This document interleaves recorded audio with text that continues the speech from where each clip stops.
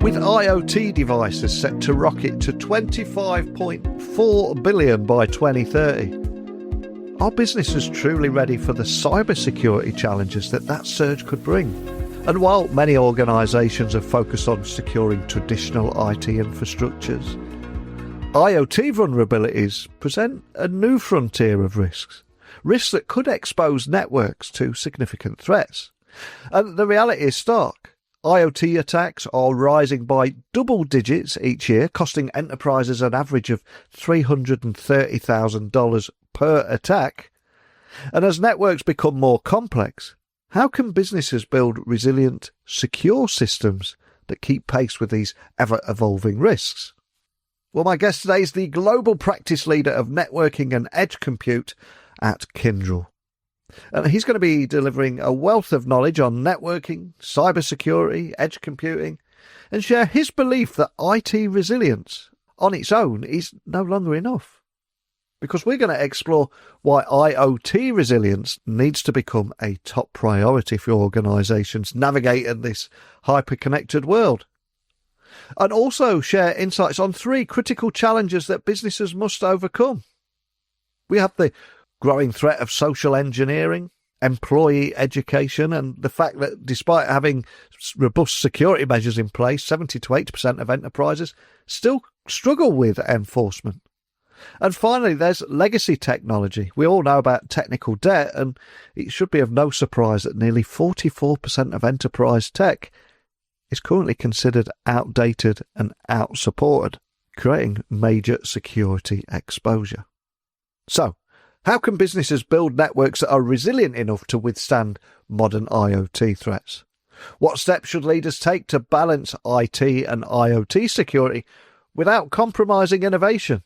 And how does employee education play into the broader strategy of network resilience? With the scene perfectly set, it's time to bring my guest onto today's episode.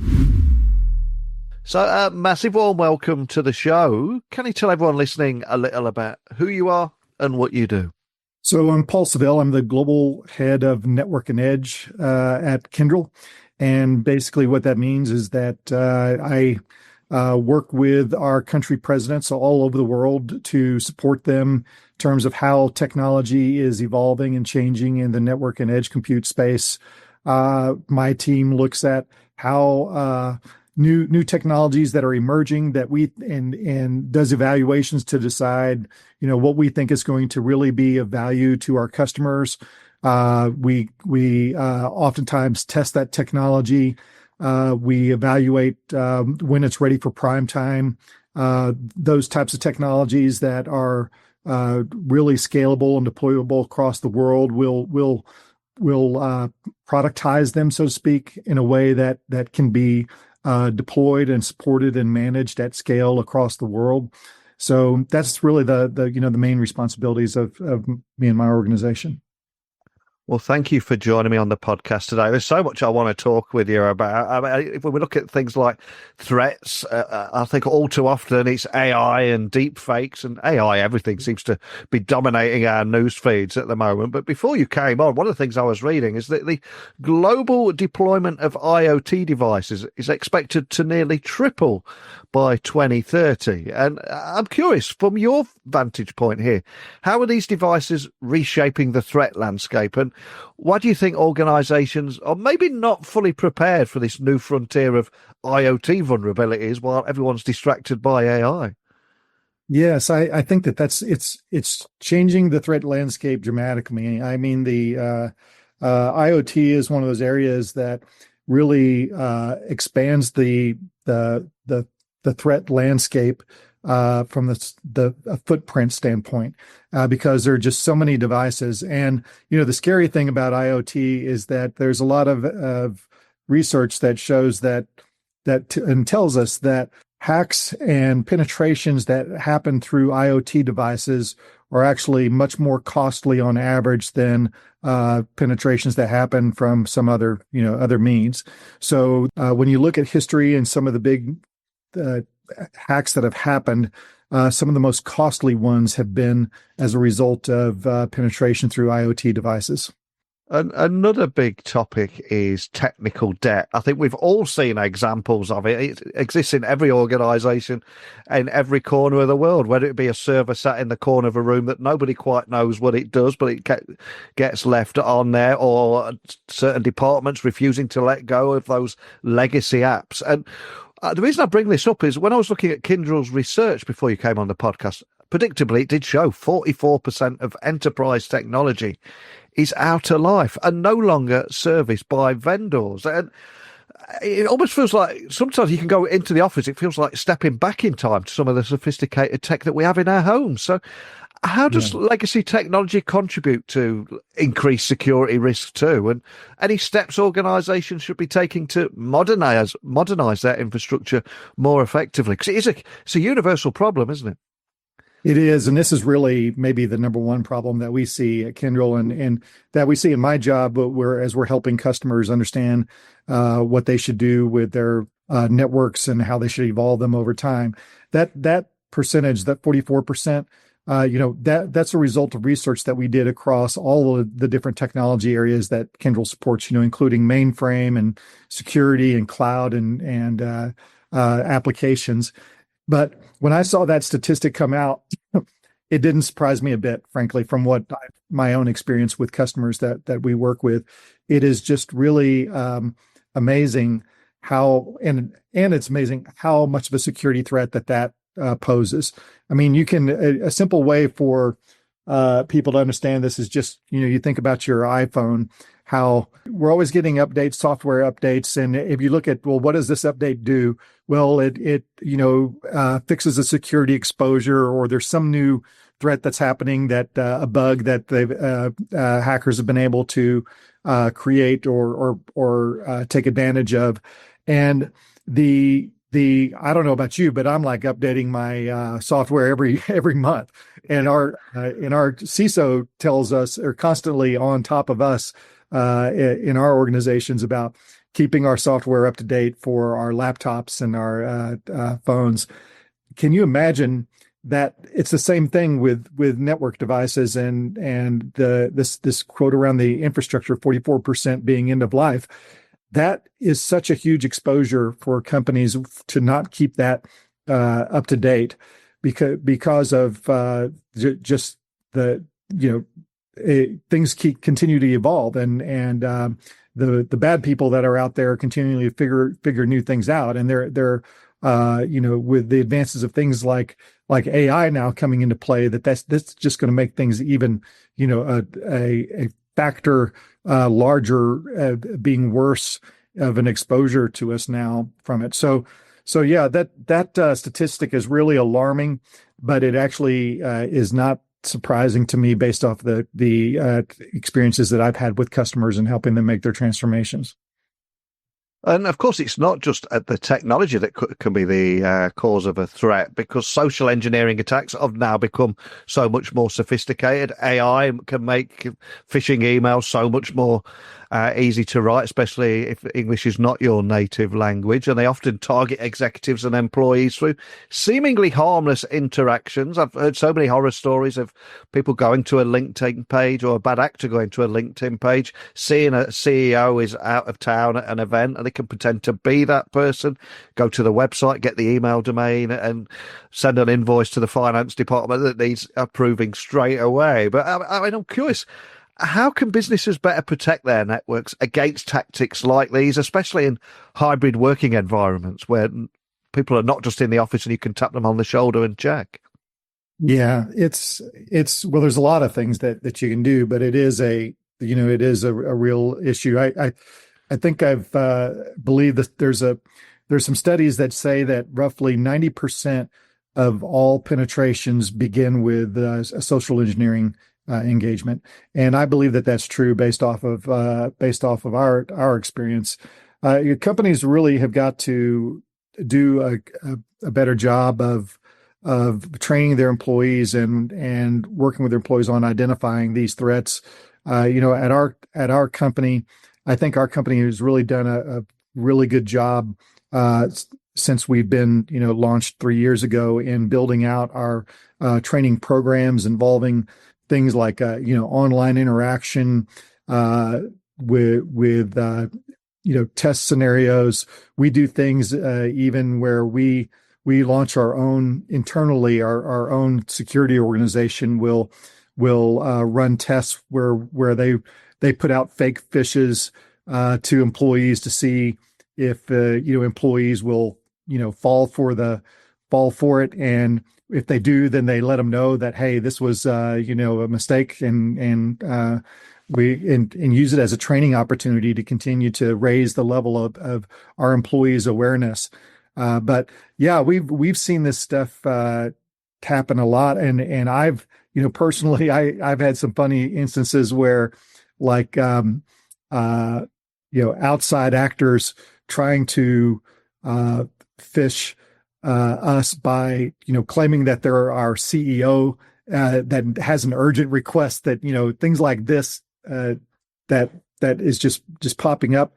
And now we're with AI and the ability to create these deep fakes of both the sound of a voice or the image of a person. That's just raising it to another whole level that we've all got to really, really be aware of.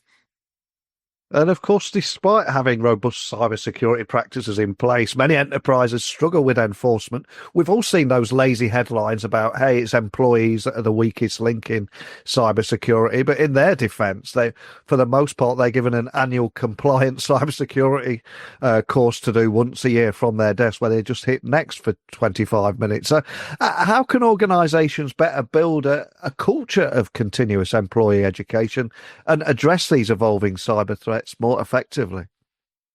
Yeah, and that is got to be one of the priorities of a CISO's organization is continuing to recognize where those threat opportunities happen and continue to evolve the training programs around that.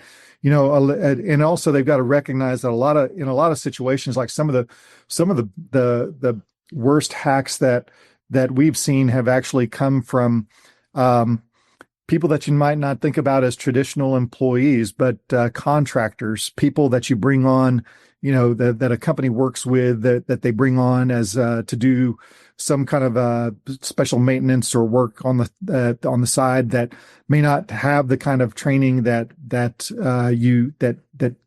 or go through the training that their core employees of a company has. So that's another area of exposure that CISOs have to recognize and have an answer for from a training and a governance standpoint. And whether we're talking about a new tech project or a new training initiative, one thing that I always come back to is, what's the ROI? What's the measurable difference, etc.? And before you came on the podcast, I was reading that Kyndryl's cybersecurity training program actually led to a 4-fold increase in employee reported phishing incidents compared to industry standards, which is just fantastic. So what key elements of that program would you say contributed to that success? And for anybody or any leader or organization listening, what can they be doing to replicate results like this?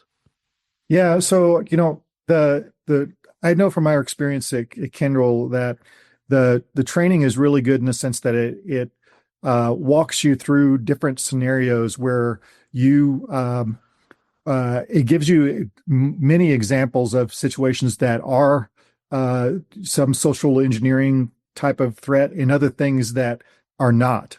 So it gives you that kind of contrast where you go through and you're like taking a test and a guidance saying, okay, well, this is the no, this is not a threat. This one is a threat, and here's the reason why it's a threat. This is what I identified. And they take you through that learning process where you're able to compare and contrast things that are what you do have to worry about versus what you shouldn't be worried about. That, I think, is really effective part of the training that we received on that. And then the other one I mentioned earlier also is just the kind of the randomized testing that they do, where they send something out to employees and see if employees fall for it, and then they return back to educate them to say, hey, nothing to worry about, but this, if this had come from an outside actor, then this could have created a problem for us. So learn from the mistake and this. So that I think also is a very effective part of what Kyndryl does. And I think very often the lack of IT and operational technology integration, it could be another factor in expanding that threat landscape that we're talking about today. So how can enterprises, would you say, better bridge that gap to ensure comprehensive network resilience without disrupting operations? Because I suspect we've all seen or had experiences where that balance has not been gotten right. But any suggestions here or anything that you're seeing? Yeah, this is actually an area that we see that is a real struggle for enterprises now, particularly in certain industries like in the industrial sector, where traditionally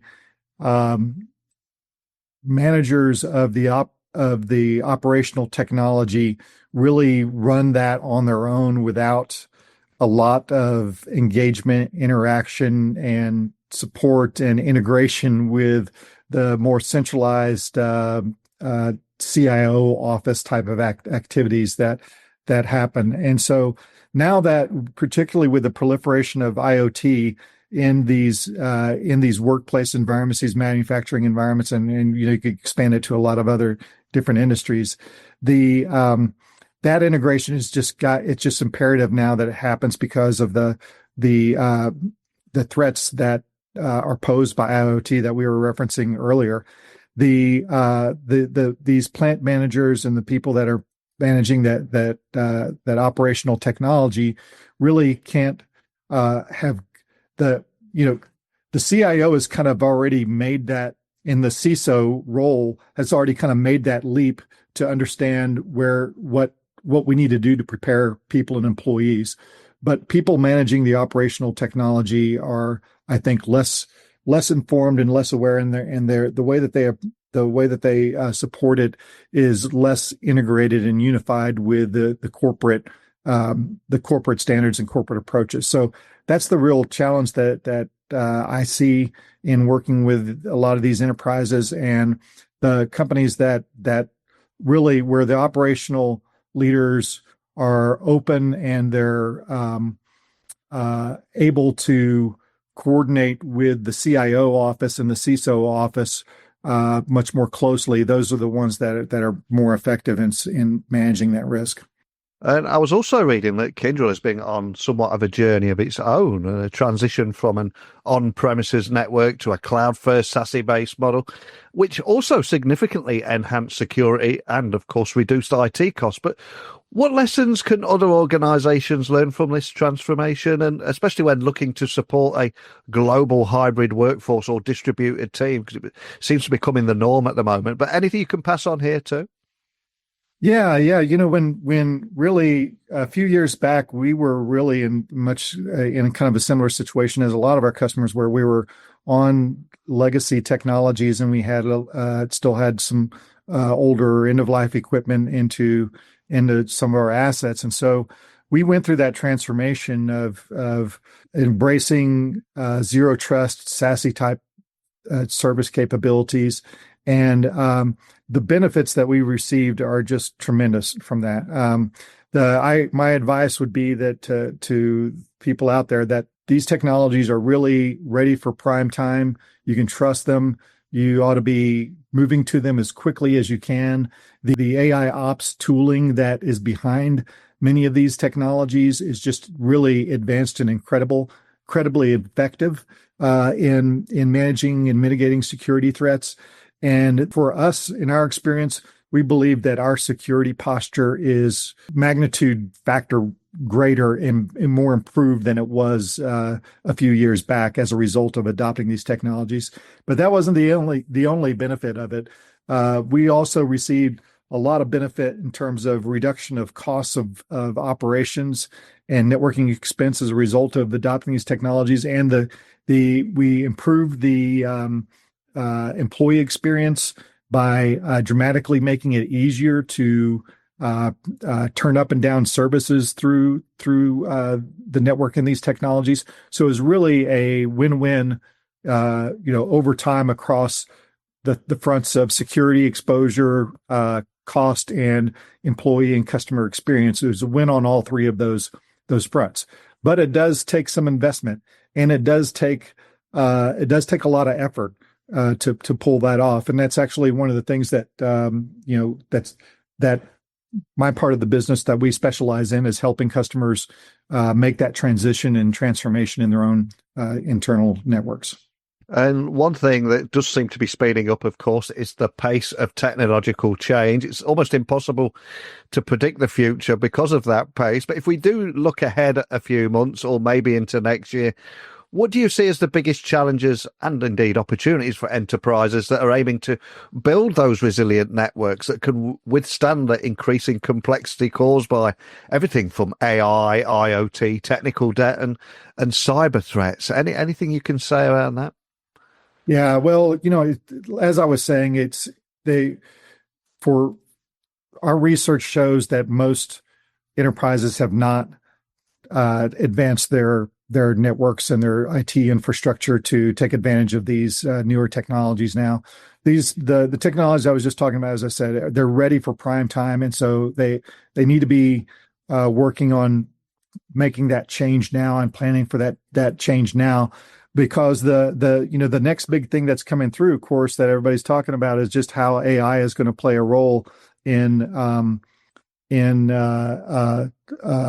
supporting an enterprise at these from an infrastructure support standpoint, but also from a commercial standpoint and so on. So these technologies that are available to enterprises now really are not like going to be replaced by AI, but they're just going to be further enhanced by AI.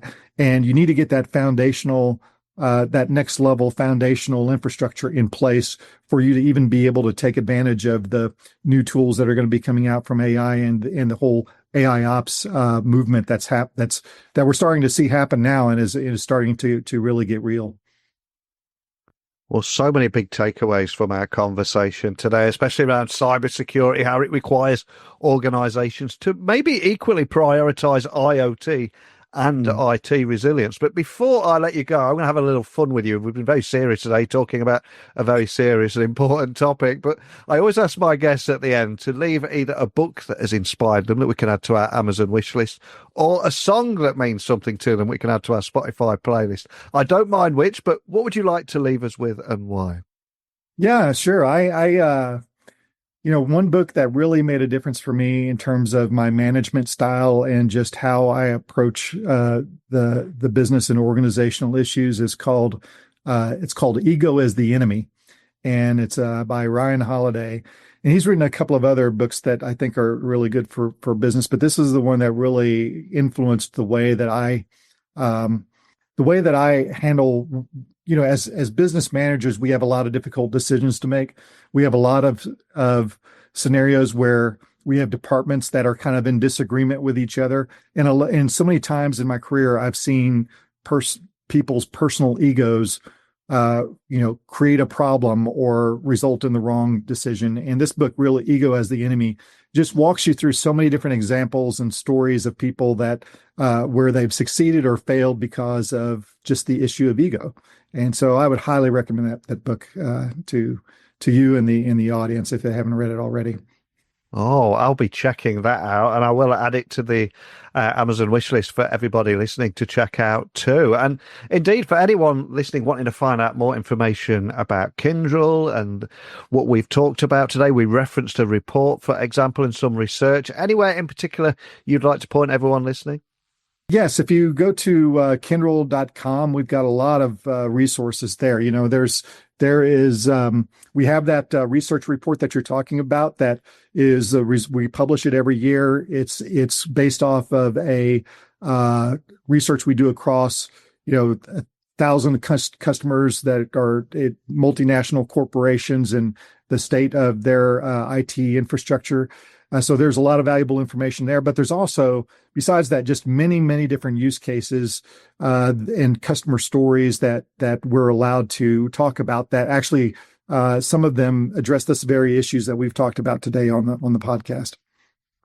Well, I will add a link to the Kyndryl.com website and also a direct link to that research so people can find it nice and easily. And as I said a moment ago, we've covered so much talking about IoT and AI and how that threats the threat landscape, but equally social engineering, employee education, legacy tech, so much work that needs to be done in those areas. And it can be incredibly difficult for businesses to hit all of those markers. But I think from listening to you today, it can be much easier. So thank you for sharing your insights today. Okay. Well, thank you, Neil. Really enjoyed the conversation. My conversation with Paul today, I think, has made one thing clear. Cybersecurity in the age of IoT is an entirely new frontier, one that requires organisations to rethink their approach to network resilience. And with IoT devices set to triple in deployment by 2030, the threat landscape is expanding faster than most businesses can keep up. And whether it be the weaponization of social engineering attacks to the staggering statistic that nearly 44% of enterprise tech is outdated and unsupported, the risks are clearly substantial. But it's not all bad news. As Paul highlighted, ongoing employee education, such as Kyndryl's cybersecurity training program, can drastically improve threat detection. And the fact that Kyndryl's employees are reporting phishing attempts at 4 times the industry average, that proves that awareness and training works. So looking ahead, IoT, IT integration